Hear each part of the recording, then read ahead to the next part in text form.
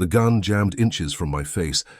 I remember thinking how quiet it got, like the world was waiting to see if I deserved to breathe.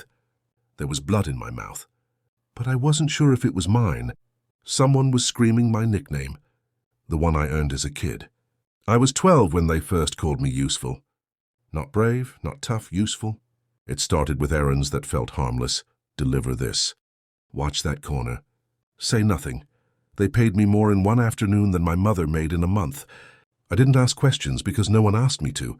By 14, I knew which houses to avoid and which cars meant trouble. I knew the smell of gun oil before I knew the smell of beer. They taught me rules instead of morals. Loyalty meant survival. Curiosity meant a grave. At 16, I watched someone disappear for talking too much. No yelling, no warning, just absence. I told myself I was still a kid doing what I had to do. But kids don't clean blood off their shoes at dawn. By 19, I had my own pistol.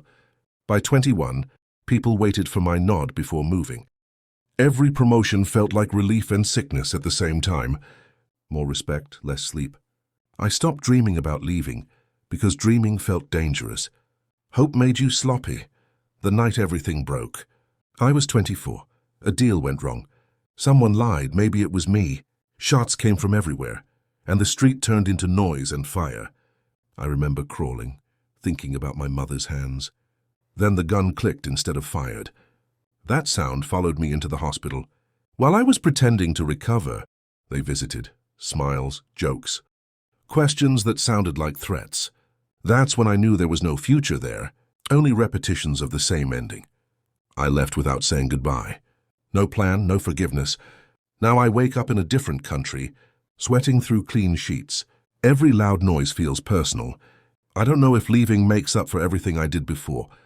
I don't know if surviving was luck or punishment. I replay that jammed gun over and over. If it hadn't failed, maybe the story would feel simpler. I still don't know if walking away makes me a coward, or the only honest thing I've ever done. What do you think? I share stories like this here, the ones people don't talk about out loud.